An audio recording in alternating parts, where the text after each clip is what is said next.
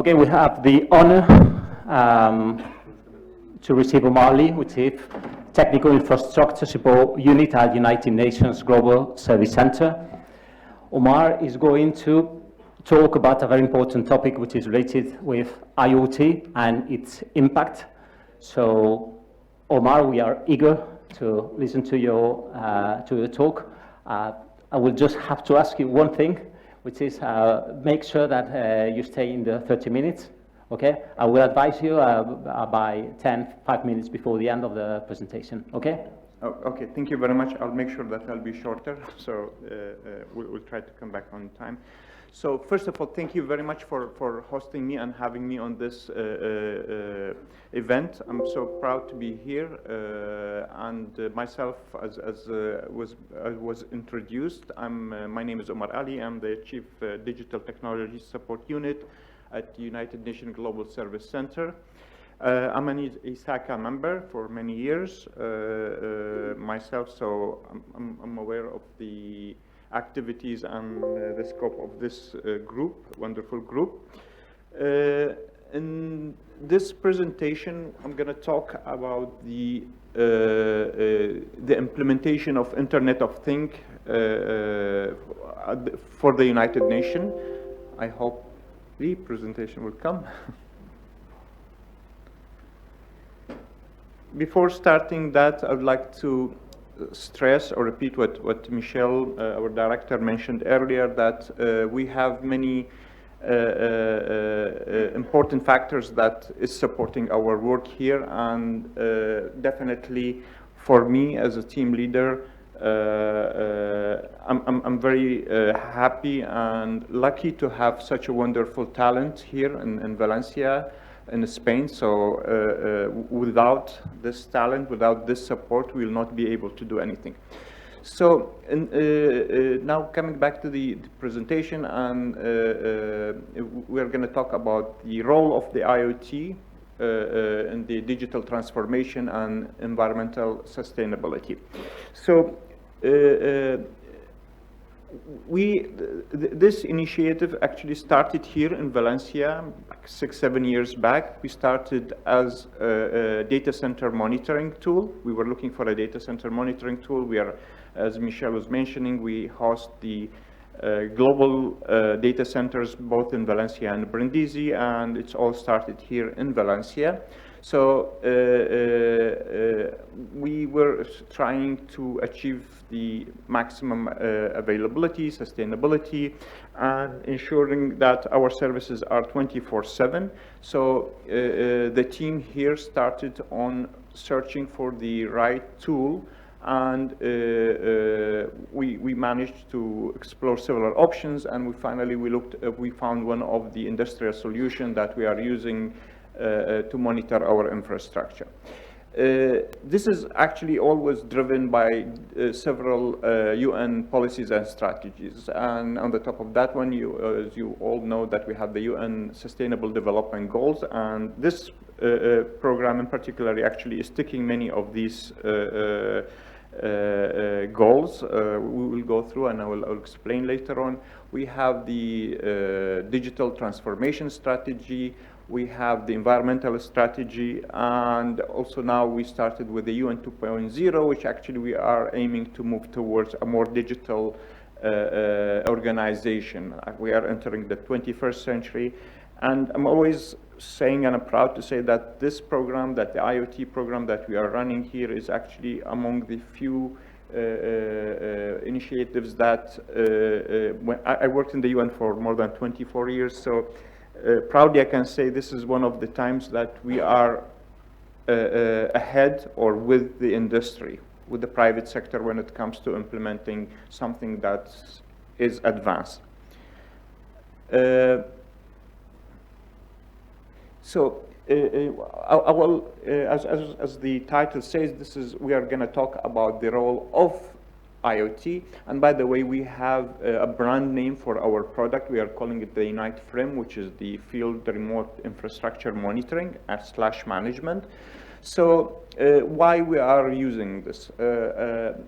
Traditionally, the infrastructure equipment are basically dumb devices. It's a generator, it's a power meter, it's a water meter, and it's just getting, I mean, the good scenario, if we have a meter that is running, but that data is local, is there. We don't get anything. By implementing this solution, by adopting IoT solution, we managed to start to get information, to get data, and that data is collected, stored, cleaned, and now is used in decision makings. What are we benefiting from that one? There is a very smart some management gurus were always saying, it's like, you cannot improve what you cannot measure. So I'll repeat it, it's like, if you cannot measure it, you cannot improve it. Not only that, you cannot manage it. So if you don't have information, how you can improve anything, or how can you manage? If you don't know how much you consume, you cannot improve your consumption.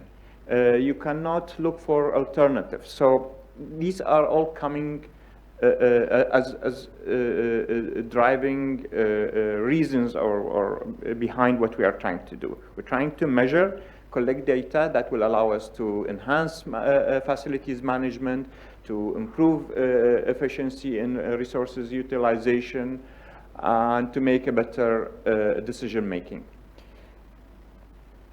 It's also the other important part of this presentation is about environmental sustainability, and Valencia is the green capital of Europe now, so this is part of what we are trying to be part of this initiative here at GSC. And we have several environmental project initiatives, and this, the Unite FRIM, or the IoT solution that we are working on, is actually the first platform that was able to provide the organization with a way to measure and report what we are doing. We have several goals, and among that one is to reduce electrical consumption by 35% by 2023, by 2030, and switching to a renewable energy to 80% by 2030. So these are all our goals, and we are looking forward and working on achieving that one. And by measuring, we are providing our missions, agencies, entities, the values that they can measure against. So I touched base, and I also already explained, so we have a brand name for our IoT, which is the Unite FRIM. And what is the FRIM, or it's an industrial Internet of Things solution that we have picked up after testing several systems, industrial system, that is based on standard protocols. So it's actually open for most of the communication protocols which will allow us to connect a wide variety of equipment. And actually, even when there is a technical challenge with our talent team here, we were able to overcome these issues and manage to connect a large variety of equipment. The solution is scalable, so we started with a very small number of devices, and now I'll show you in the next slide, we are counting for around 8,000 equipment that are connected globally. And that's very important because the team here in Valencia is actually supporting the implementation globally. We have more than 20 UN entities connected. Actually, we are reaching to the 30 entities, and that is not only for peacekeeping. We are actually expanding to our UN agencies on the humanitarian side. So we have the WFP, one of our clients. We are also partnering with UNDP, with IOM, and many other agencies. this is the footprint or our presence, and you can see here that we are actually working in a very challenging places. We start the implementation of this program in one of the most challenging places, which is it's called Abyei, which is between South Sudan and North Sudan. It's one of the most remote areas you can think of, because basically if you want to go there, you need to spend 3 days to arrive. So it's challenging logistically. So whatever any device that we need to purchase, we have to purchase it from Spain or Italy, just to make the order. So I'm not talking about buying it physically. To make the order, we do it from Italy or Spain. Then we have to ship it to Uganda and Entebbe, which we have a regional center there. Then we have to fly it either to South Sudan or to Sudan, and then from there we use 2 flights to arrive. So that is actually a very challenging situation. We are also talking about challenge of resources, manpower. Many times actually we have to send people from here or from neighboring countries to allow us to go and implement these technologies. But we always say, if we can do it in UNISFA, in Dukra, you can do it anywhere. So we manage, we're successful. Actually now, the couple of days ago, they opened the second smart camp, and that shows the management and leadership commitments to move to the next generation solutions. So we are very proud of being very big and on the core of that success. Our tool, the United FRIM, is actually used to monitor all the infrastructure there.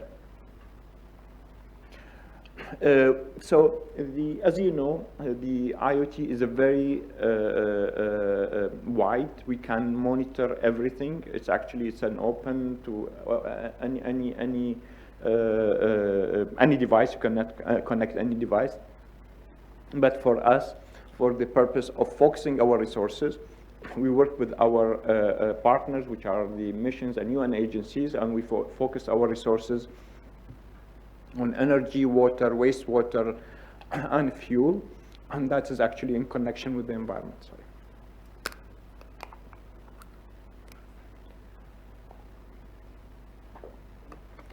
So what we are trying to measure, we're trying to measure the energy, which is the power consumption and production. When it comes to solar panel, all the renewable energy and the traditional energy. And these are very important factors for our environment people, because as you saw earlier, we have a commitment to achieve, or a goal to achieve 80% of renewable energy. So if we cannot measure that one, we cannot achieve these goals.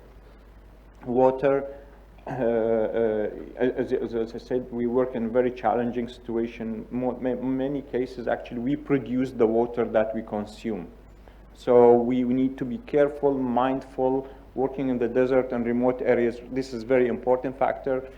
Waste management. There is a very important factor for us is the good reputation that we are living in the country, place, or community we're working. It's very challenging that the UN can be seen as a source of pollution in the area.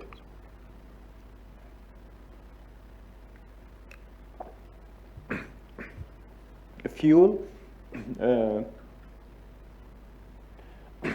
Fuel is very expensive.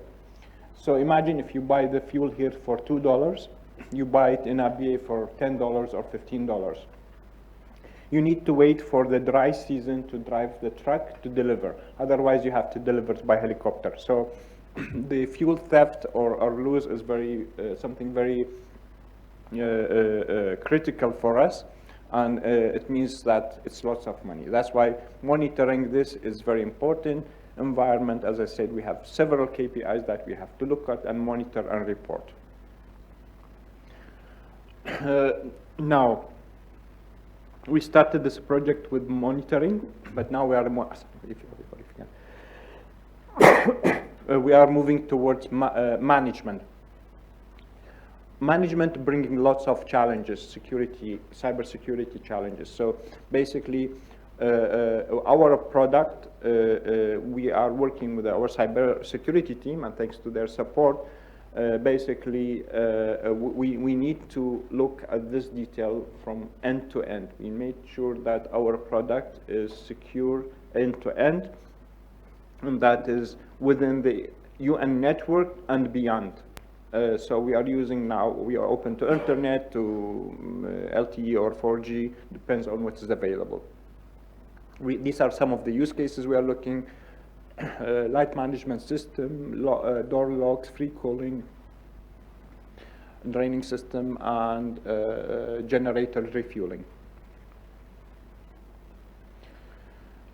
We have many success stories that came from the field missions and from the agencies where we are implementing. I'll try to pass by this one so we can save time, and because of my throat. Challenges, many challenges actually. To run such a program at a global level, it requires lots of attention to details. Data security, procurement, standardization.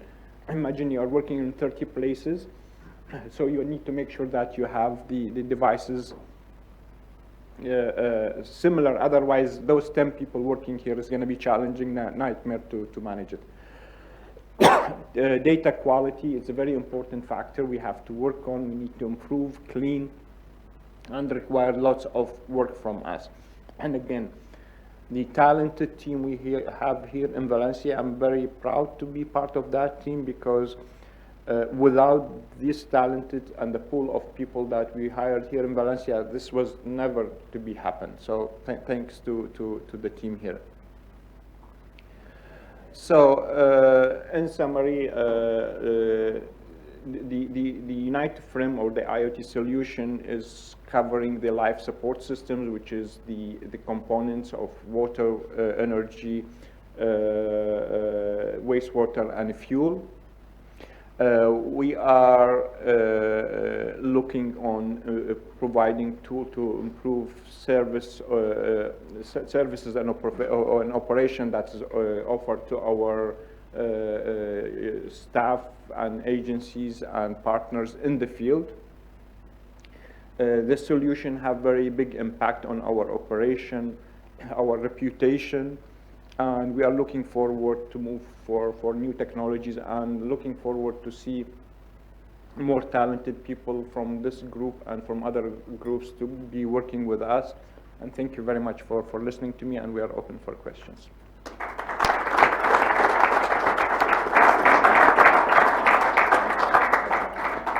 Thanks very much, Omar. I think you provided some very interesting insights during your presentation. I think that one of the most important things that I'm keeping is that whatever you cannot measure, if you're not able to measure, for example, source, power production, power consumption, you cannot manage it. And you can extend that idea to other things, and because technology is one of the sources of the impact in climate change, but at the same time it can become a very powerful tool to recover it. So, correct. I mean, this is again, we as technologists, we provide solutions, but the solution without a partner who's telling us what do they need, what we are offering them to measure is not going to be of use. So that's why we go to the business, and they are telling us what do they want to measure. So our tool is providing a way to measure things which will allow the business to manage and improve. So, thank you. No sé si alguien tiene alguna pregunta antes del café y el networking.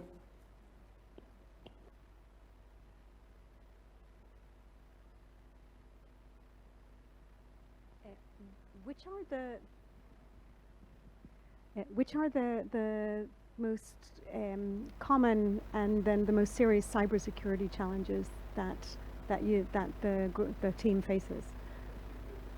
We have the cybersecurity team here. But anyway, look, it comes, the challenge is actually beyond the cybersecurity. The challenge starts from the physical layer. First day when we implemented this, we had people going to cut the cables. So all starts there. Because one of the first implementations we had in ABA is like for the accommodation. And the purpose was not to make people pay, but actually is like to be responsible for what we are doing. In ABA, in the dry season, which is 6 months a year, there is no water. So we start there. Then all the way, you know, this amount of data that we are collecting is useful for many people, for many countries, organizations, private sector. Everybody is trying to take a piece of this one. So it's all the way from the first, actually the cable connects to the meter, it's a challenging, all the way to the information that we have, because the information we are having, it's very valuable for us as an organization to manage, for member states, because they want to see how we are actually doing with the money that they are giving, and for private sector. They're trying to find where there are opportunities. So it's all the way challenges. And I think one of the most challenging things is when it comes at the communication layer, because again, we need to transfer data from wherever it is. It's in the remote areas, so challenges comes also the integration, the trust relation between our network and other networks. So there are several challenges, but with the support of our cybersecurity, we're trying to patch all of these challenges. Thank you. ¿Alguna pregunta más?